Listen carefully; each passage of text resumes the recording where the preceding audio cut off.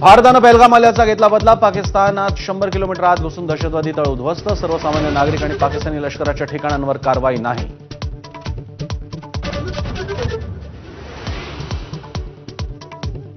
पंचवीस मिनिटात पाकिस्तान आणि पीओकेमधले दहशतवाद्यांचे 9 तळ उद्ध्वस्त. कर्नल सोफिया कुरेशी आणि विंग कमांडर व्योमिका सिंग यांनी पुराव्यासह पाकिस्तानचा बुरखा फाडला.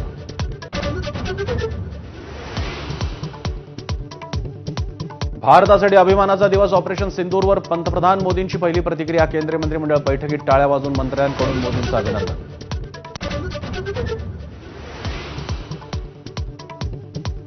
संरक्षण मंत्री राजनाथ सिंह यांच्या अध्यक्षतेखाली उद्या सर्वपक्षीय बैठक. रिजिजूंकडून सर्व पक्षाच्या नेत्यांना निमंत्रण. ऑपरेशन सिंदूरची माहिती देणार.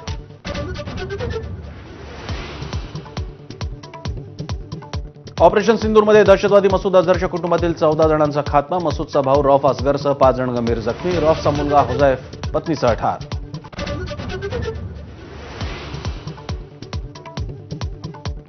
भारताच्या हल्ल्यात आपलाही मृत्यू झाला असता तर बरं झालं असतं. शेकडो निष्पापांना मारणारा दहशतवादी मसूद अझहर धाय मोकलून रडला. कुटुंबातील 14 जणांच्या खात्म्यानंतर अझहर मसूद हादरला.